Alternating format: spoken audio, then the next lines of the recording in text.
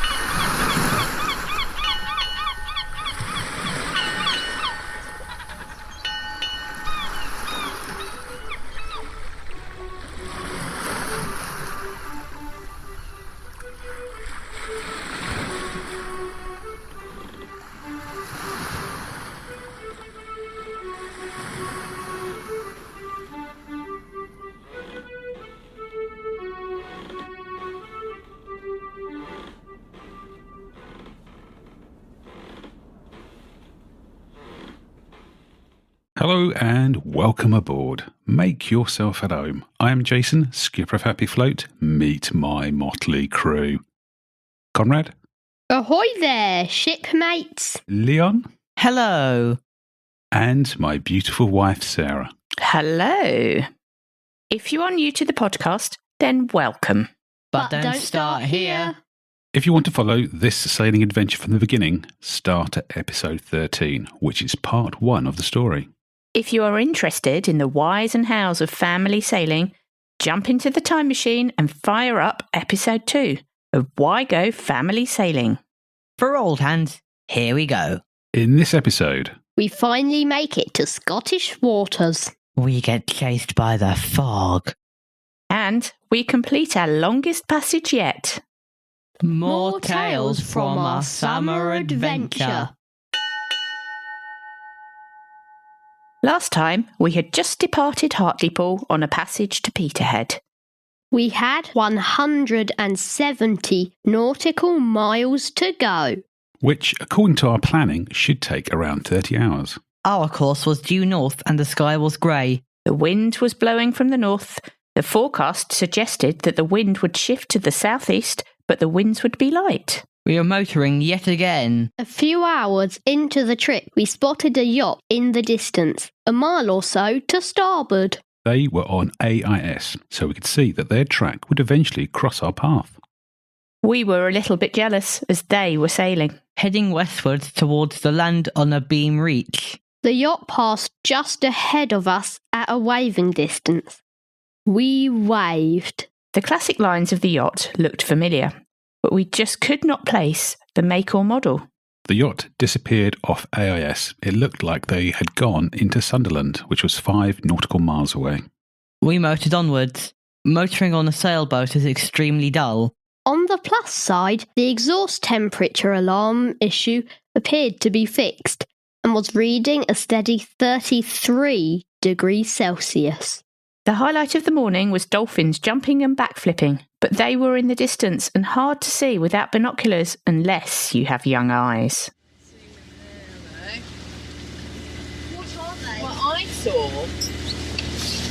I thought it had quite a tall fin on it, tall skinny fin. And that's what we're trying to Do you identify. think it was dolphin or whale? Well, that's what I'm not sure about. I can't see it now. It's going in the same direction as us. So I saw one. Dad said he saw 3, I think. Jumping. Flash.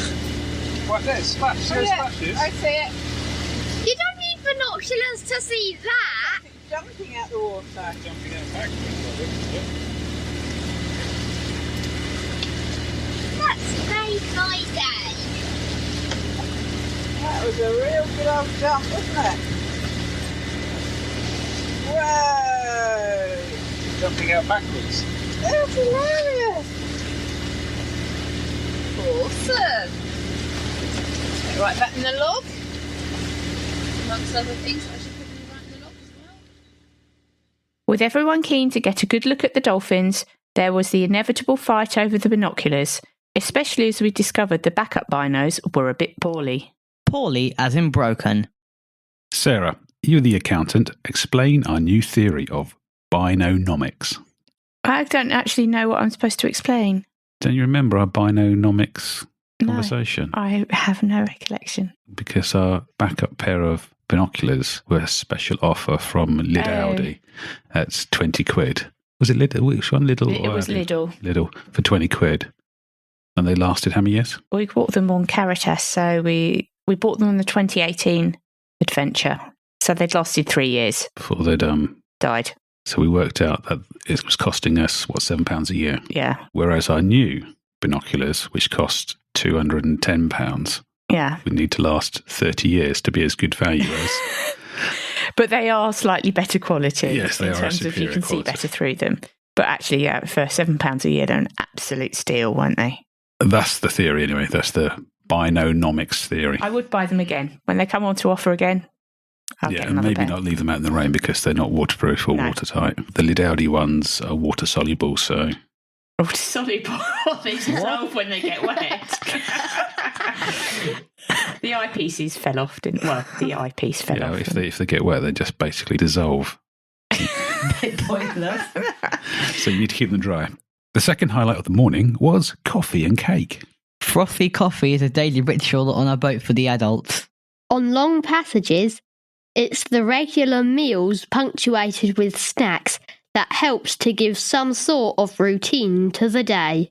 Especially when you have growing boys whose main concerns are screen time and their next meal. After lunch, the sun came out. When was the last time we saw the sun? Did we see it when we were in Walton? It seems like a long time ago. Didn't see it in Walton. We see it somewhere in Suffolk. I think it came out briefly, fleetingly. Probably the day we left Chatham, wasn't it? That's the reason we had to go into the marina, because there was no sun to charge up the back. I think probably when we were in Chatham. Actually. Wasn't it? It was a nice day when we left Chatham. Yeah. And that was probably the last nice day. Although it seemed ages since we had last seen the sun, we had enjoyed a few hours of it 5 days ago when we were leaving Harwich. The wind had shifted further east and we were able to sail. We took the opportunity to trail a trolling line for fishing. It's got 3 spinners on the end. It's out there somewhere, so can you keep a light way up? Apparently when it gets a bite, it should pop to the surface and we should see a fish on the surface.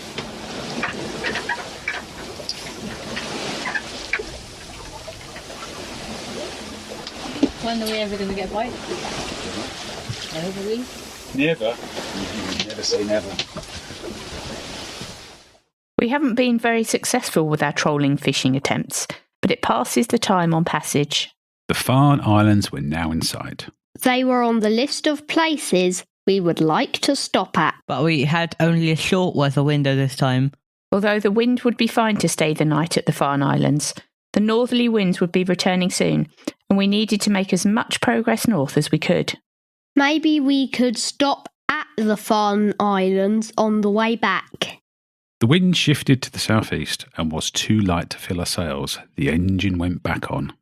We slightly regretted the fact that we'd sold and not replaced our cruising chute earlier in the season. At 9:30 p.m, we decided that we must definitely now be in Scottish waters. Time to raise the Scottish courtesy flag. We're in Scotland. Put the flag up. Hey! Did I tie it up right? Yeah, looks like it. Is it flying? Not really. There's not enough wind for it up there. Oh, there we go. There you go. Now it's flying.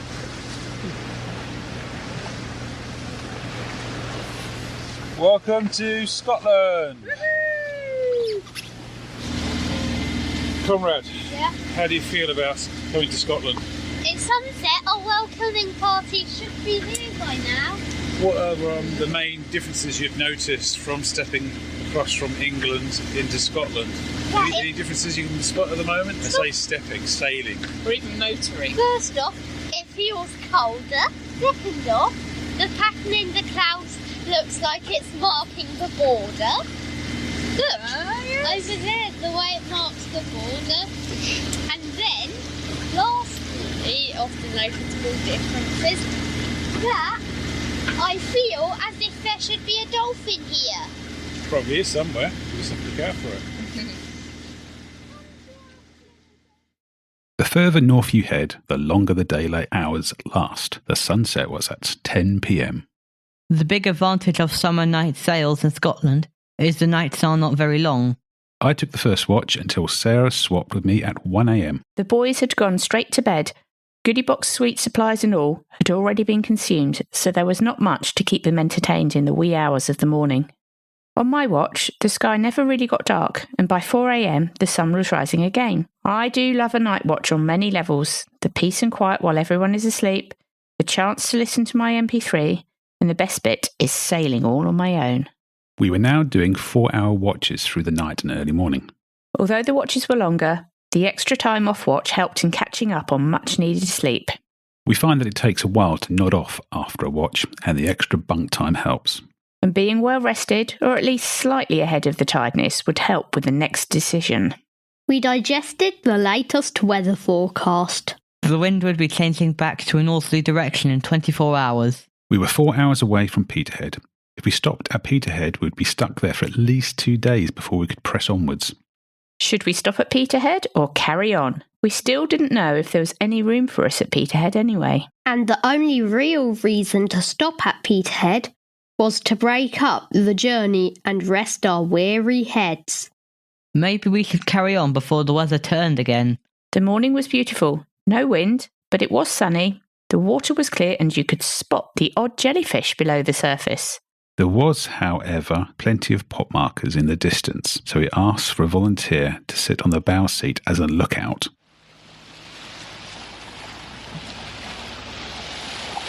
Do you need a hat up there? No, Are you sure? I think so. Now, the pots around here seem to be white. There's a little pickup for it. What, like those? See that far? Those pots or they gannets? Pots. All the gannets are in flight because they only land to dive from their prey. Could we go to St Kilda this year? St Kilda? Well, we could try.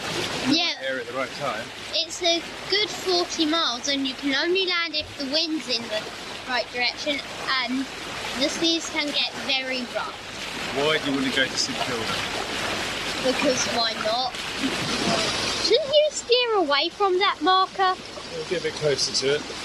See which way the tide's taking us, whether or not we're going to run over it. I think the owner of it is that fishing boat over there. Yeah. We better not run into it, otherwise we'll probably rush over her and want us to get our wallets out. How much money have you brought? Nothing? What about those ones there? Are they pots? Those are birds. Are they? They're too close to be pot. Dolphin. 9 o'clock. Keep watching. I'm pretty certain he was heading this way. Oh, was that a false alarm? My old eyes must be playing tricks on me. Whoa. Mum, there's something at 11. It was another false alarm. By lunchtime, Peterhead was in sight. It was decision-making time. We contacted the harbour master and let him know that we would be taking advantage of the good weather to carry on. He wished us good luck and to make the most of the good weather. The new plan was to head to Clachnahary, the start of the seemingly unpronounceable Scottish place names, which was the sea lock at Inverness, so we could enter and transit the Caledonian Canal. And get to our summer cruising grounds, the west coast of Scotland. We had another 100 nautical miles and another 24 hours at sea. This decision would turn the trip into our longest passage yet, both in distance and time. The Clachnahary Sea Lock is tidal, only operating during office hours, excluding lunchtimes, and only when there is sufficient water. We would need to take the last of the tide into the Moray Firth to reach the sea lock. So, would be arriving at high water around 1 p.m. the following day. We had plenty of time to get to Inverness, but did we have the fuel? Not this dilemma again. We'd been motoring for 30 hours, but we still had half a tank left. We were quickly becoming excellent fuel calculation specialists. The tide had not been very strong so far, and we'd been kind with the engine revs. Once we turned the corner at the formidable Rattray Head, we would be heading west to Inverness. The wind should then be more favourable for sailing. Anyway, speed wasn't of the essence now. We could just drift on the tide towards our destination. Only turning on the engine if we started going backwards. First, we had to make it around Rattray Head. Here, the tides are strong, and we still had a couple of hours of tide against us. One of the selling points for pressing on was the sea was flat and calm. We've been round Rattray Head in a wind over tide situation in the past. It was no fun at all. Well, no fun for the adults, but the boys loved the roller coaster-like ride. We were now motoring at 7 knots through the water, but our speed over ground was only 3 knots. It was slow progress. There are a lot of pot markers in this area, but you need very sharp eyes to see them. The strong tide drags the buoys just under the surface, so you tend to spot them when you are almost on top of them. Everyone was on lookout duty. Then, it started to get foggy very quickly. It had been a pleasant sunny day. Then, from nowhere, everything disappeared in fog. Peterhead had completely disappeared. The pilot boat and ships heading into the harbour vanished. Ahead of us, the viz was good, but the fog was trying to engulf us from behind and closing fast. I put the radar on. And we increased the engine revs in an attempt to stay ahead of the fog. The fog was now just 50 metres behind us. And that's where the fog stayed for the next hour, following us just behind, but never quite catching us. As we rounded Rattray Head, the fog just gave up the chase and we pulled away. The tide was now a lot weaker, and it would be in our favour soon. Time to get the sails out. We poled out the headsail for the first time on Happy Afloat. It's a good job it wasn't windy, as it took us ages to get the rig sorted. We drifted on the light breeze. Our speed was 3-ish knots, occasionally 5 when a gentle gust came through. The coastline of the Moray Firth is littered with old fishing harbours, and there were plenty of little fishing boats out.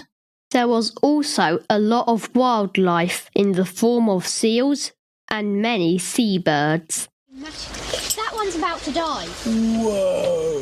What I was getting at was when they glide and then look down slow and go really slowly, that means they're about to dive bomb it. Mechanics are just awesome. Whoa! There's loads of them. As the sun set, the birds formed large floating rafts and argued with each other. And the birds complained at us as we drifted by.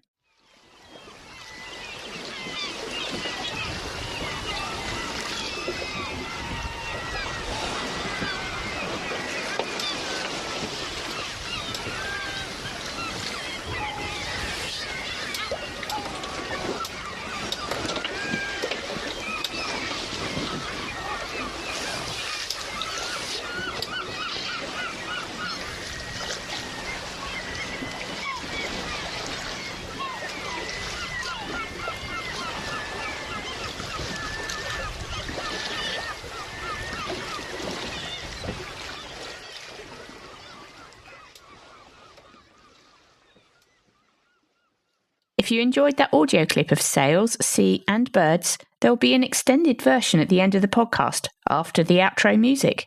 By 2 a.m, the wind had died and we were drifting. Punching tide, so we were actually going backwards. Time to start the engine, with just enough revs to make a little progress. We furled the headsail but left the main up, just in case the wind returned. As dawn broke, a boat popped up on AIS a few miles behind us. The name looked familiar. We hadn't seen much in the way of other sailboats for the last 2 days. Eventually, the yacht caught up with us. The boat looked familiar, in a déjà vu sense.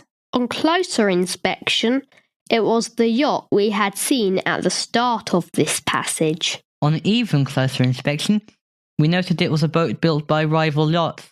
Which got us excited, as our first boat was a rival. We debated whether it was a rival 36 or a 38, comparing the number, shape and style of windows. There was only one way to definitely find out. They were now passing us, and within shouting distance. I shouted. It was a rival 38, just like our first boat. Embarrassingly for us, they were sailing. Oh, the shame! There was no way we could let a boat sail past us without a race. Jason's very competitive, so the engine went off and the headsail came out.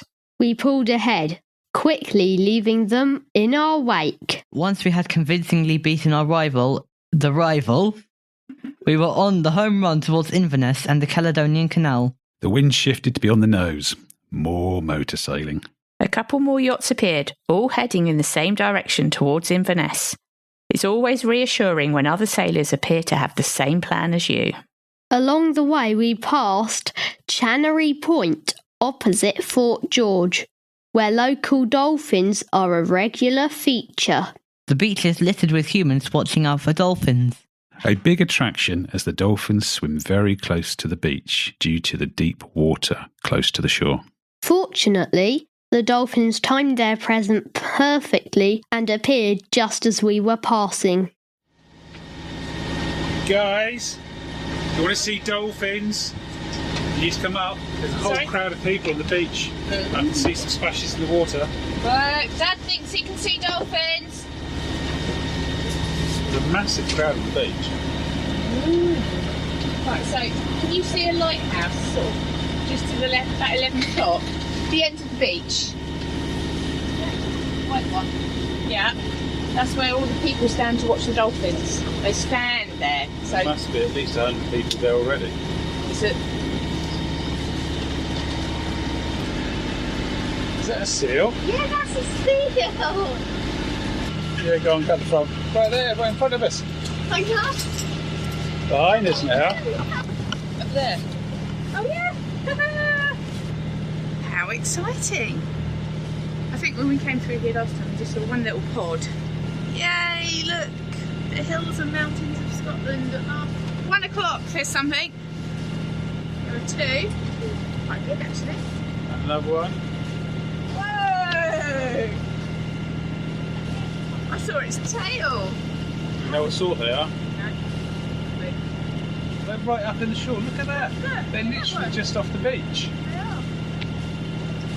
What an amazing present.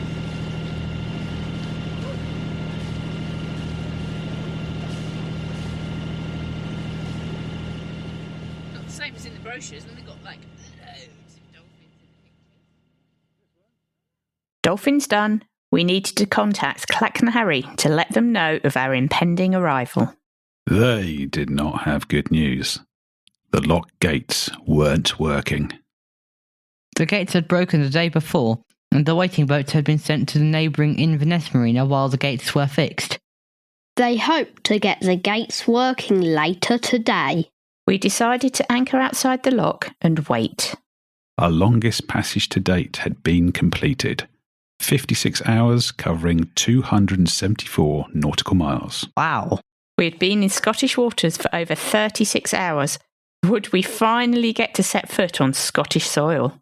Would the gate be operational while we had enough water to lock in? And would there be space for us in the lock?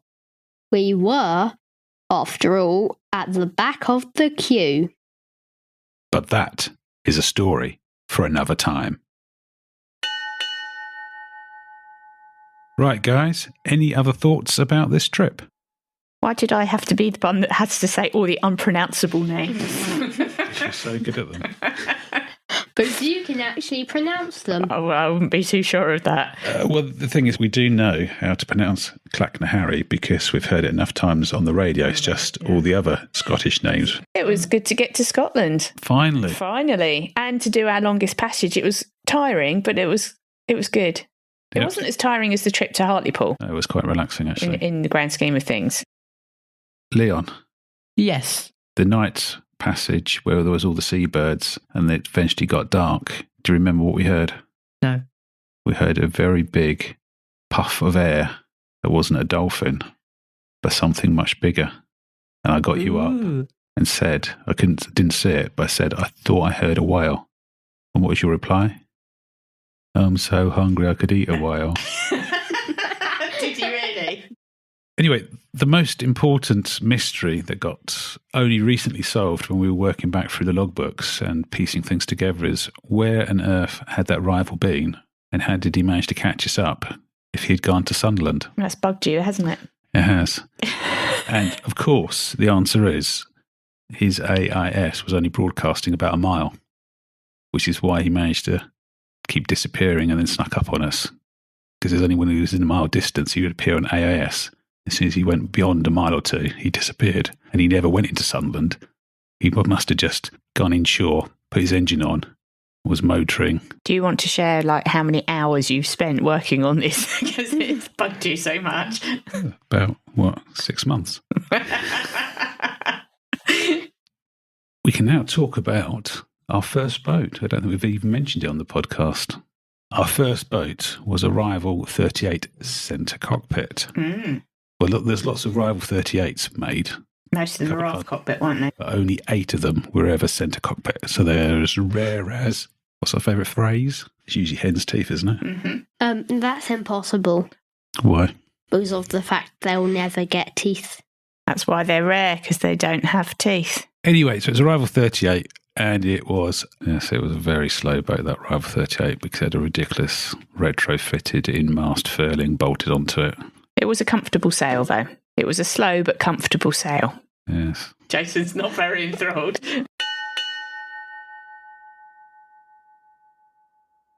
Thank you for sticking us in your ears. We love feedback. A big thank you to everyone who has posted a review or sent us a message. It really makes our day to know you are enjoying our tales. Thank you. But we are hungry for more. If you have any questions, then send an email or a posting on Facebook. All relevant links are on the website happyafloat.com. If you'd like to help us grow, spread the word. As my granddad says, it's nice to share. If you know someone who would enjoy the podcast, direct them to our website happyafloat.com. From our website, they can listen to the podcast. Sharing is caring. And don't forget to follow and review and rate us in your favourite podcast app. A review on Apple Podcasts would be most welcome. happyafloat.com.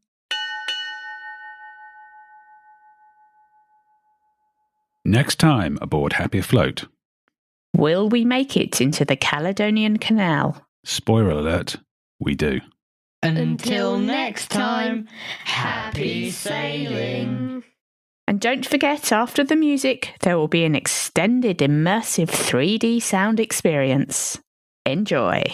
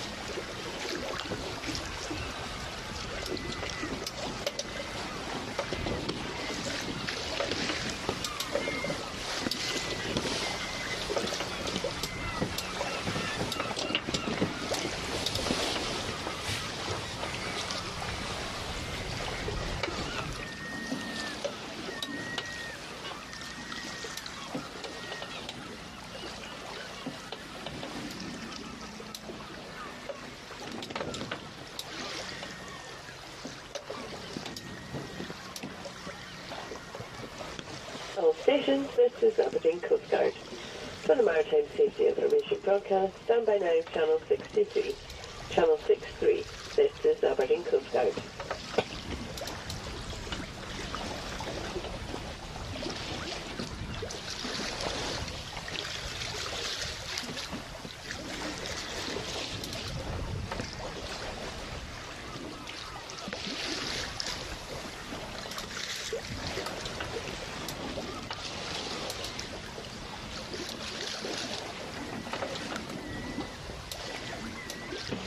All stations, this is Aberdeen Coast Guard. For the Maritime Safety Information broadcast, stand by now, Channel 64. Channel 64, this is Aberdeen Coast Guard.